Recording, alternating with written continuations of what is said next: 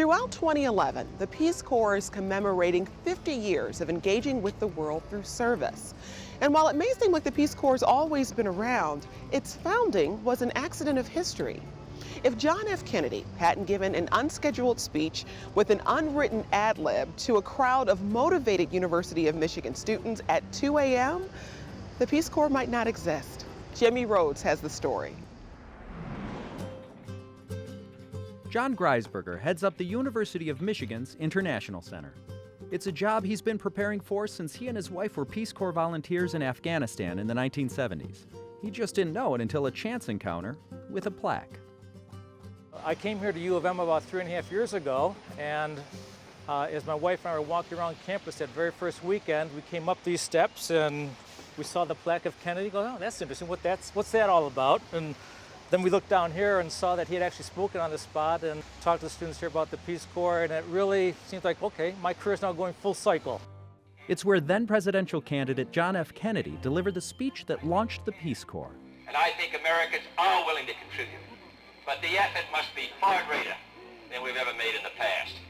And therefore, I'm delighted to come to Michigan, this university. According to researcher Kay Clifford, the area around Michigan's student union was a mob scene.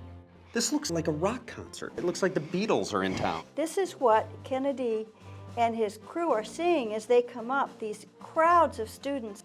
Douglas Kelly was the Peace Corps' first community relations director.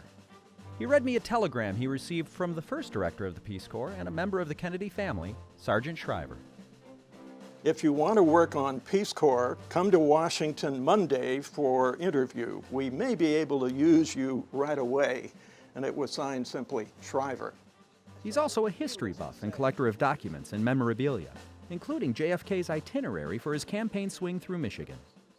He arrives here later than expected, so by the time he got to the front steps for what became a famous speech, he expected to simply sleep in the Michigan Union.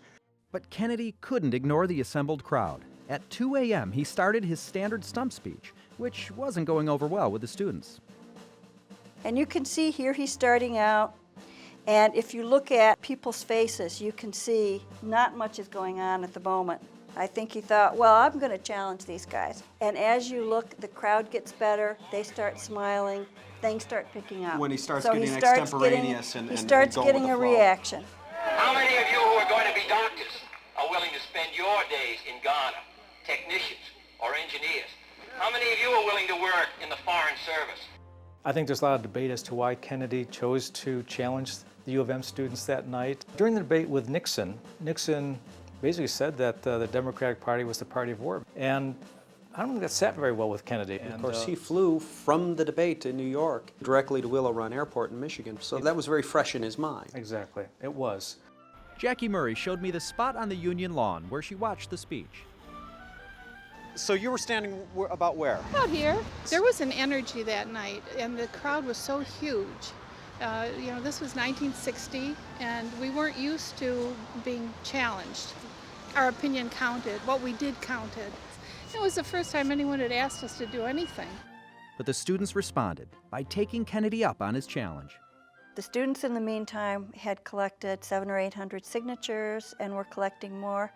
And they were picky about the signatures. They wouldn't just ask for signatures. They asked if you really believed that you would support this idea of a Peace Corps. Only then would you sign. The students took their petitions to a meeting they finagled with Kennedy at the Toledo airport. Here is where he met the group in Toledo. This is Merrill Jackson, this is Judy Guskin and Al Guskin, and these are the petitions. So these are those 800 or so signatures. Right. Very, very highly selective signatures. They had, yes. They showed him the petitions. They had the nerve to say, are you serious about this? And he said, well, the next couple of days I've got to concentrate on the election, but after that, the world. When Kennedy won the election, the student activists grabbed hold of the opportunity to transform an airport promise into a tangible reality. They have particular countries they talked about. They talked about the purpose and objective of the Peace Corps. This was an attempt to show a major effort.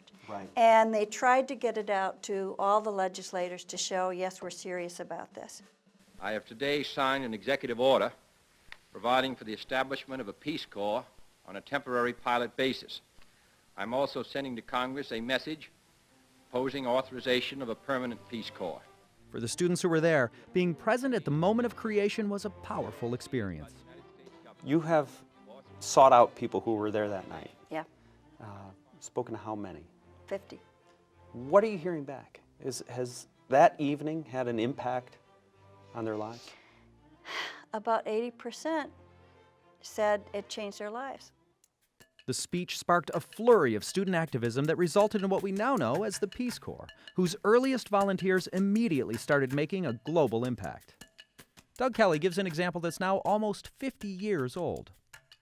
The 1,300-member cooperative, which we organized in those years, is still in existence. Has that brought in income, stability, raised level of standard of living?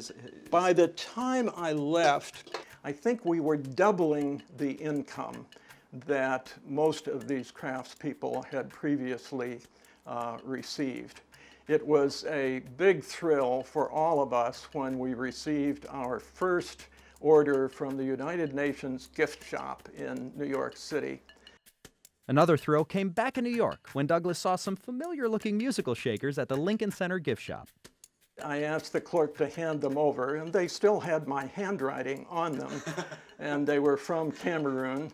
And I knew the man who had made them, and so I bought a picture postcard of Philharmonic Hall and wrote on the back, "Your shakers are being sold in this building." The work and the impact continues to this day. Alexis Guild is the Peace Corps coordinator at the University of Michigan. I was a health extension volunteer. My project was called Healthy Schools, and essentially the goal is to help the teachers implement healthy habits in the school, mainly hand washing and toothbrushing. Now here you are, a recruiter. Obviously, it set you on a course. Yep. So, I mean, Peace Corps, it was transformational. It really made me empathetic towards other cultures. In this 50th anniversary celebration, did you get a chance to meet any of the kind of founding members from the university? It's so interesting talking with volunteers from back then, and especially the organizers, because gosh, I mean, how did they even do it? I mean, it's mind-boggling, isn't it? They are trailblazers, and I would hope that they're as proud of current volunteers, because we've tried to kind of carry on the legacy that they began. The anniversary of Kennedy's speech was observed 50 years later, almost to the minute, on the exact spot on the steps of the Michigan Union.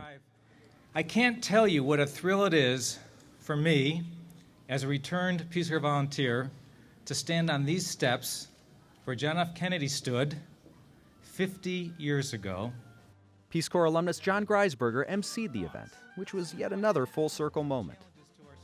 Was it meant to look almost like a recreation? It was a commemoration, Okay. and really to celebrate the response of our students. There's a really wonderful quote by Sergeant Shriver, the first director of the Peace Corps, who said that if it weren't for the response of the Michigan students and faculty, it would probably still be just another idea.